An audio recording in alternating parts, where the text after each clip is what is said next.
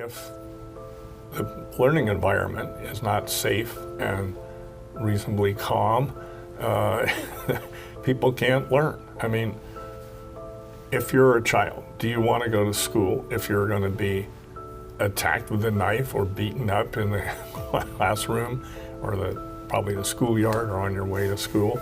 If you're a teacher, do you want a disrupted class? I mean, a student in a disrupted classroom cannot learn. We know this from a large number of studies.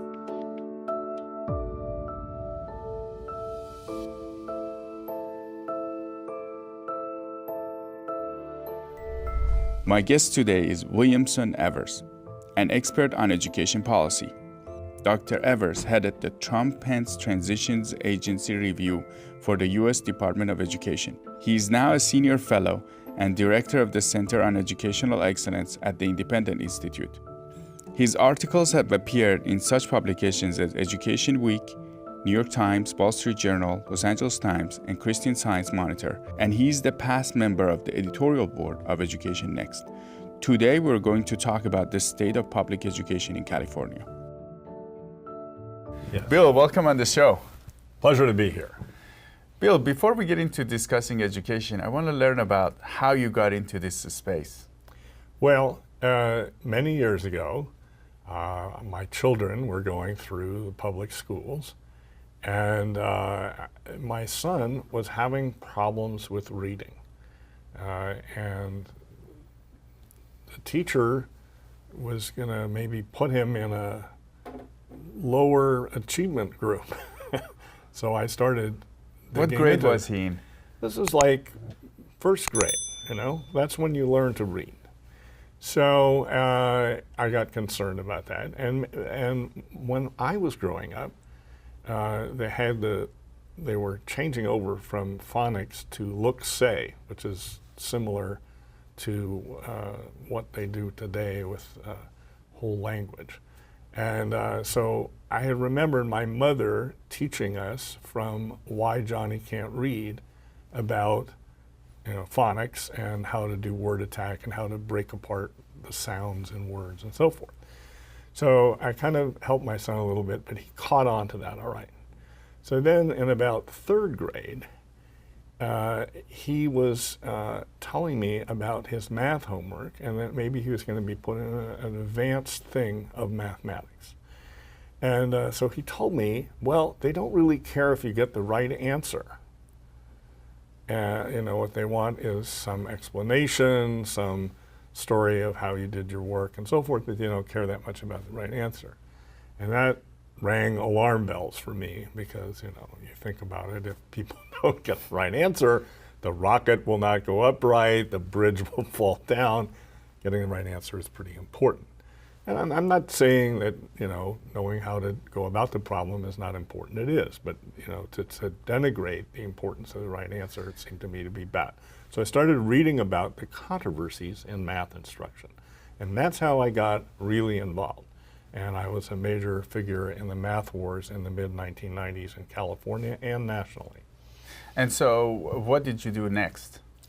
Well, so I got involved and I organized with some other parents, obviously, a group in Palo Alto, California, called HOLD, and it was pro solid math, pro content-rich instruction in math, and because the internet as an organizing tool was just coming into being, we were able to mobilize and get hundreds of people to come to school board meetings and so forth. So this came to the attention of some politicians in Sacramento. And so I went and testified up there, and I got to know a few people, and I got appointed by Governor Pete Wilson to be on the California State Academic Standards Commission. And so you saw your child, you saw his math, and you saw this problem in math. Right. How did that motivate you to do what you did afterwards? Well, doing well. I mean, my children have both done well. My son went to University of California at San Diego. My daughter went to Yale they're high-achieving students, and I of course care a lot about them, their success. And I'm a PhD myself, so I think learning is really important and a pathway to doing interesting things in life, important things. So I got, from being this parent activist, I got sucked into the Standards Commission in California, and then George W. Bush was running for president, and I got into his advisory group in education. He already knew a lot because he'd been the governor of Texas and very education focused. But I was in his advisory group, and I was in the advisory group for his transition. And then I ran the schools in Iraq, so they were looking for somebody that could do that. And they called me up one day and said, "This is the Pentagon speaking." And you go, oh, what's going on? And so they said, would you like to go and run the schools in Iraq? So I did that from July through December of 2003. And then I came back, and in the latter part of the Bush administration, I was Assistant Secretary of Education for planning, policy evaluation. So in the U.S. Department of Education in Washington, D.C. And you have helped this administration as well. Yes, so before Trump was elected, so beginning after the nomination, there's a transition team that goes in place. And I headed the transition team for the U.S. Department of Education. And then so we made proposals of what, we looked at everything that had been going on under Obama, and even a little farther back, what needed to be fixed, what were policy areas that needed attention. And so then when Trump got elected, so that's November, but he doesn't get inaugurated until January. So I continued to work, and we interviewed the people in the Department of Education because, even though I had been in it and some of my colleagues in the transition had been in it, we didn't know the details of what had been changed. And so we had to give a package to the incoming Secretary of Education of what were the policy areas and what were sort of the details of structure and management and budget that needed to be looked at by her so she could make decisions in an informed way. So you have a very interesting perspective. You've been a policymaker, you've been a parent, you've been an activist. Yeah. And from your perspective, how's the trend of education going in California over the last few decades? Well, I think it's really not going too well. So under Pete Wilson as governor and under Gray Davis as governor, we were making a pretty good improvement. And one sign of this was that we had 2/3 of the children in algebra in 8th grade. So this is what high-performing countries do internationally. Taiwan and South Korea and so forth. I mean, they may have... That was in the 70s or in the 80s? No, this is in the 90s. In the 90s, okay. Yeah, and early 2000s. So it's just fallen apart. So Schwarzenegger, his heart was often in the right place, but he wanted big box office. He paid attention to popularity things that were not necessarily aligned with what would really be best for the children. And I mean, all politicians do this. The whole class size controversy is parents loving small classes and the science saying that's not really the important thing. The important thing is good teachers. But anyway, then getting this aside, so Schwarzenegger wanted to get in on the Common Core bandwagon. And so I was on the California State Academic Standards Commission that reviewed that. And we went through it line by line. This was a set of national academic content standards, lists for each grade what the children are going to learn, and in this case in math and English. And there were a lot of tiny problems in the English standard. They weren't too bad, but the math standards were filled with things that were missing. So we had all these kids, 2/3 of them in Algebra 1, 8th grade, but Common Core has Algebra 1 in 9th grade. So that's going backwards, essentially. And it means it's problematic. I mean, first of all, it harmed all those children that, didn't succeed at the level of international high performance.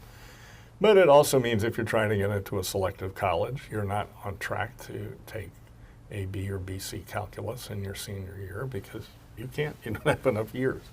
So, it's just hugely problematic. And it hasn't resulted in any improvements. I mean, we have the national NAEP scores, and we have the Common Core aligned Smarter Balance scores, and there's no improvement in California. It's been flat or declining slightly or something like that. It's not going up. They promised us that it would be going up. They promised college and career-ready students at the end of 12th grade. You have written quite a lot on issues with education. What about Right. classroom discipline? You've talked a lot about that. I have. And, this is a foundational thing. If the learning environment is not safe and reasonably calm, people can't learn. I mean, if you're a child, do you want to go to school if you're going to be attacked with a knife or beaten up in the classroom or probably the schoolyard or on your way to school? If you're a teacher, do you want a disrupted class? I mean, a student in a disrupted classroom cannot learn. We know this from a large number of studies. So we have a problem that both California and at the national level, there have been policies that have undermined a normal amount of discipline on school campuses. So in the Obama years, the administration looked at a number of suspensions and decided, there's too many people being suspended. So we're going to roll back suspensions. And this idea was also present in California. So if you start doing that, it relaxes discipline. It makes laxness in discipline throughout the whole system. And so we had this situation where they had a substitute for an alternative to suspension that they called restorative justice. And restorative justice, in principle, it's not a bad idea to be for restoring the previously normal situation. I mean, to some extent, our judicial system tries to rectify things, tries to put people back where they were before and to punish people. Japan is extremely oriented in its penal system, in its criminal justice system toward restorative justice. You're the criminal, you stole something, you have to give back the amount, maybe you have to give back an additional amount to compensate the person for the pain and suffering and terror and scaredness of being burglarized or robbed or whatever. And you have to apologize, you have to try and make right the psychological situation of the person. So, who could really be against that in the abstract? But in a school setting, it doesn't really work as well. Children don't really have a lot of possessions that they really own that they could rectify. And so, and if you get into parents paying off for their children's bad behavior, then that's not really it's not really just, and it's not really the right incentive for the kid. It just becomes a spoiled kid. So we don't really want to look forward to that. So since it doesn't really work as well as it does for the adult criminal justice system. And what is it? So how does it work? I'm going to tell you. So the operational meaning of this restorative justice is they sit in peace circles. So these are just circles of grown-ups and children, and they talk. And it becomes a strange psychodrama, cascade of apologies and what are your feelings and what are my feelings and are you angry and is your anger over, and just hours of this. And so this doesn't really work, okay, in terms of getting the schools to be safe and getting the classrooms to be suitable for learning. And so Max Eden, who's a researcher at the Manhattan Institute, has looked into all the studies that have looked at the cities that have this. It's very, very popular, and it's popular throughout California, and it was pushed by the Obama people. And it doesn't work. It just... So instead of disciplining kids, you'll put them through this process. Right. Instead of go to the principal's office, stay late after school, you're suspended. Instead, you do this talk fest. Mm-hmm. Yeah. And do they do it based on certain racial ratios or certain one of the concerns about these suspensions was that some number of blacks, some numbers of Latinos were being suspended. But, really, criminal justice should be on an individual basis. We're not indicting races, we're not indicting people who speak some language. We are trying to rectify wrongs done by some individual, and that's how it should be at school, too.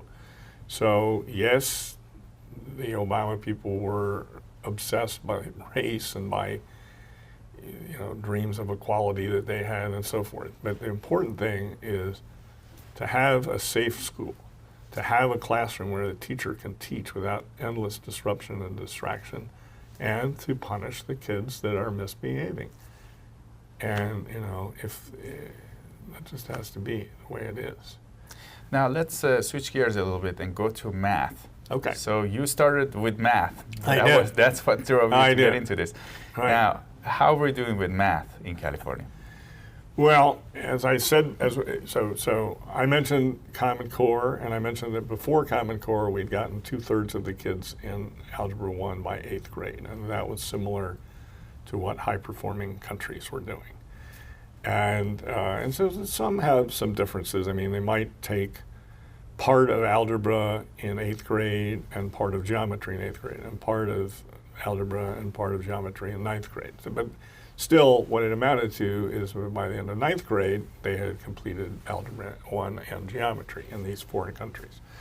So this is what we should be aspiring to, and this is what the kids are capable of, providing they have the preceding years building up to that. All right. So we lost all that with Common Core. And we have these NAEP national test results, and we have these Common Core related smarter balance test results that show there's been no improvement. So as I mentioned also when I first was talking about Common Core, the slogan of Common Core is college and career ready. Okay, so what they're saying is when you finish high school, you're ready to go take a job, skilled job, challenging job. You're ready to go into higher education. Could be community college, could be California State University system, could be the research university system of University of California. Whatever it is, you're supposed to be ready for this. Now, so the colleges had, of course, before all this, had remedial classes because, in fact, when the kids went, imagine you're a kid and you were in a rough area of Los Angeles growing up. You didn't have Jaime Escalante as your math teacher. You had some other person, maybe well-meaning, but just not that great a teacher. And so now you're at Cal State Northridge. Okay, you don't know enough math to take a college math class or to take a science class or an engineering class. So what is to be done? Well, what the colleges did is they had remedial classes. These were not credit-bearing. You didn't get college credit because this was high school work. This is work you should have done in high school, okay? But you hadn't done it. So, but they were providing it because, they thought you were capable of doing their work, but you needed some prep. Okay, so the administrators, and again, we have some of this concern about race and equality and whatever, but these are all individual students coming in here. It's not some race coming in, okay? It's students that want to get a good life and learn what they need. All right, so we have these children there, and they don't know enough, so they have these classes. But the administrators are looking at it, and they have their agenda. So they want people graduating on time. They under pressure. The budget is challenged by people hanging around a long time. It looks bad. The people are not prepared. So they decided, well, we'll do this. We'll take these remedial classes, and we'll take a first-year math class. We'll take a first-year math class, and we'll combine it. So these kids are kids that would fail in a regular math class. Okay, they're not ready, and you're going to make them two years. Lot of work. That's right, a lot of work in 1 year. But it's now credit bearing, so it advances them toward graduating on time. Well, this is not going to work. Okay, so now let's put ourselves in the mind of the math professor. You're Professor Joe Smith, and you're getting these kids in that, you're an engineering professor, you're a chemistry professor, you're a math professor. The kids are coming in, they're not ready. Okay, so you complain. You say, let's add another class in K-12. Let's require, in order to get into CSU, that they have another class, okay? All right, so now you're an administrator in the K-12 system, and you're promising that these kids are college ready, but they're not. So you need to have another class, but you don't have teachers for Algebra 2, and you need to do a quick fix, so they make consumer math, checkbook math. This is the lowest level math. This is like not algebra, not geometry, not trigonometry. It's how to balance a checkbook. It's how to manage your household budget. And this is what we spent the 1990s getting rid of so that we could have kids getting into Algebra 1 in 8th grade. So this is a horrible regression that we're seeing here. And, of course, the professors are apoplectic because the students are not prepared. This is a good segue into testing and accountability. How's that working in the current system? Well, it's not working all that well. So we have, the federal government spent $170 million creating a test called the Smarter Balanced National Test. It's Common Core aligned, and California affiliated with that and uses that. So there's two aspects: the computer-based test. So you have to have perfect computers, because the idea of standardized testing is every kid who takes the test does it under the same standard conditions. You also don't want to have computers that you can somehow look up the answer on that computer. So you have to have all that perfect. Then there's something obviously weird about the scoring. Normally, with standardized tests, the grades go up slightly, about 2% over the years. And this is because that the whole system, that all the teachers, the schools get used to the test. So I'm not talking here about teachers copying the test materials and giving the answers to the students, or changing the answers. There's problems with that, of course. I'm just talking about normal, everybody following the rules. They still tend to slightly go up. The problem is with Smarter Balanced, they've been jumpy. They've been flat, they've been down, up, and instead of a kind of a steady track, which is what you would normally expect. So this means something is going wrong with the scoring, and it's probably, there's sort of two different explanations of this. So the one I think is probably right is that they put new items in every year. It's not the same test every year, and they're supposed to calibrate the scores back to the previous test so that it's equivalent in difficulty, okay? But they may not have done that properly, and that would explain the flatness and the jumpiness and the non-regular pattern. There's another possible explanation, and that is in Common Core, there's a lot of fuzzy things. Learn the conceptual understanding, do all these roundabout methods and so forth. And many of these things are not really measurable, like the right answer is measurable. And the teachers may have been emphasizing these aspects to the neglect of getting the right answer. And so that may be causing the thing to jump around. Now, we were talking a lot about Common Core. I wanted to know, how is it impacting, how is this Common Core impacting the gifted students? Well, I'm not so much concerned about that, although it would hold them back, for example, in math, as another thing that's going on with the gifted students.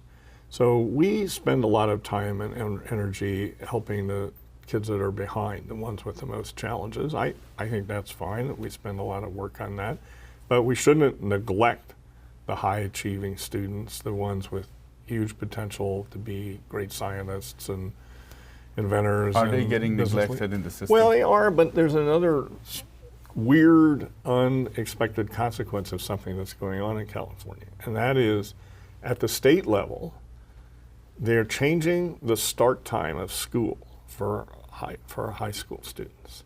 So, you know, instead of 8 or 7:30 in the morning, it's later. Now, you could say, all right, what's that? What's the importance of that? The problem is, if you have kids in gifted programs, if you have schools in international baccalaureate, these programs take a lot of time. And if you have these late start times, there's not enough time in the school day to help these advanced students, these gifted students, these talented students. And our state needs them, our country needs them, the world needs them. These are the champions of tomorrow. And if we don't give them an opportunity, then they're not going to fulfill that. And what about the ethnic studies in the schools? So there's been a fad nationally of ethnic studies. There are different pet nationalities in different states.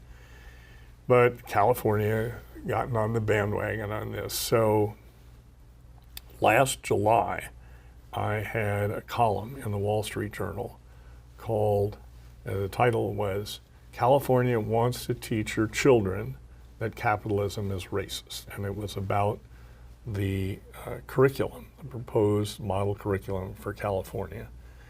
And this curriculum had been put together by some K-12 teachers who were already doing ethnic studies. Some of the cities already had this, and some higher education, some college-level professors who teach ethnic studies. And it's full of jargon. So cis, heteropatriarchy, Nepantla, Nepantless, femmes of color, all sorts of just inside baseball language that's not really friendly to the average teacher. Parents certainly have no idea what's being talked about, so there was that. And then there's another very troubling aspect, is that it's instead of a straightforward account of the history of the situation of the different ethnic groups that you might think ethnic studies meant, instead of that, you have victimhood. So you're teaching, you're a student in one of these classes, and let's say you're a black, let's say it's your ethnic group that's being talked about. Instead of the inventors, the entrepreneurs, the scientists that have your same ethnic background, it's every bad thing that was ever done to blacks, okay? So instead of looking, and of course some of this should be taught, but it should be a balanced account. And so, and let's say you're not a black, but you're in that same class, you're a Latino. Why am I having to listen all this parade about that group and why is it only? So essentially like identity politics. Yes, it's identity politics out, just defining to the max. people with identity. So and also it's pitting groups against each other, particularly in the case of Jews and Arabs. So it really neglects, this model curriculum neglects anti-Semitism, and what is worse than mass murder of people and the Holocaust in mid-20th century, and it's really downplayed. And and all the things that have been done to Jews. And I'm not saying that nothing bad has ever happened to Arabs. Of course, that's not the case. But it's really put together in a way that causes foster friction. Yeah. So that wasn't really good. Then the economics was just Marxist, socialist, communist economics. I mean, it's all about the capitalists taking the surplus value, this is a Marxist technical term, of the workers, of the proletariat. This is, and it's the labor theory of value, which has been out of scientific economics since the 1880s. I mean, it's not scientific economics, but they're teaching the kids as if this is the reality of economic science. So it's the whole thing was bad, and to the ridiculous point where they're claiming that the Arabian Nights is anti-Arab. Okay, so these are folk tales passed down. Who's coming up with these? These are these professors and these K-12 teachers that were in this committee that wrote this. And, think of the Arabian Nights, think of Aladdin and his lamp and the genie, think of the magic carpets, think of the evil viziers, which are kind of prime ministers, princesses, all this stuff. These are Arab stories. How can Arab stories be anti-Arab? These people have some kind of, they're kind of strange in the head. So that's really that. So there was a big, when this was revealed in the middle of last summer, I wrote this, various other people wrote things, including Jewish groups protesting what was being done to them. And so normally in school reform, things take forever and it's impossible to change anything. Very difficult, don't be despairing. I'm just saying, sometimes it feels like it's a big challenge. This turned around very quickly. So within a few weeks, the State Department of Education withdrew this ethnic studies model curriculum, and they said they're going to redo it. So there's some sort of division within their ranks. The State Board of Education, which is appointed by the governor and confirmed by the State Senate, they said they were going to completely revamp it. The State Superintendent of Education, Tony Thurman, said, no, we'll just add something about what's happened to the Jews in history, and we'll leave all the rest, basically. So, and we really dodged a bullet here because the state legislature was about to make this compulsory for graduation to take this course. And when they saw the controversy, hot potato. So think about it from the standpoint of a legislator. I want to be stuck with this, right? I want to answer questions about this. Think about it from the point of view of Governor Newsom. He wants to be president of the United States. He doesn't want to be sucked into this. So they all step back from this. So now let's look into charter schools. So we're talking about public schools at this stage. And in charter schools are the only competition, or besides the private schools, for average people. Charter schools are the only competition to the public schools. Well, there are somewhat inexpensive private schools too. So if you go to religiously affiliated schools, they might have a cut tuition. But you're right. So charter schools are a kind of public school, but the rule book has been thrown out. So there's many volumes, many volumes. There's a condensed version of the California Education Code that's like this thick, and there's many volumes. Okay, so in the charter school, that's all thrown out, except for a few things. You're not allowed to have racial discrimination. You have to have safety and health, fire, things like that. Okay, so essentially, though, in terms of hiring and how you run things, the school has autonomy on this. And so, not every charter school works great, but in general, they are an improvement. Plus, if they're not successful, they can retire from the scene, whereas a bad public school and low-performing public school, it never doesn't go away. It's not shut down. So you can shut down, or it can just wither away a charter school that's not working. So they're a very advantageous choice for parents. You have to understand that something bad happened recently. So there was a bill that passed the state legislature, signed by the governor, 1505, AB 1505, and it said, so charter schools have to come into existence, and they have to be authorized by somebody. So it's a local school board, it's the county school board, it's the state board of education, and also they have to renew their charter. Their charter lasts for a limited number of years. So this law said, if the charter school is duplicating the kind of program that the regular public schools are doing, they can disallow the charter for that. And that is not really a good thing, because think if you're a parent, maybe you don't want some very innovative or arts-centric charter school or something like that. You just want a regular public school, but one that's working, okay? So a charter school could be one with a similar kind of offerings as a regular public school, but just do it better. What's wrong with that? I mean, that's many people would view that as a great thing. And so that was a way that they could refuse. So generally, of course, these local school boards don't like charter schools. It's competition, right? Right, it's competition. And they're paid on the daily attendance in their schools. So if this kid is going to another school, that school gets, the charter school gets the daily attendance money.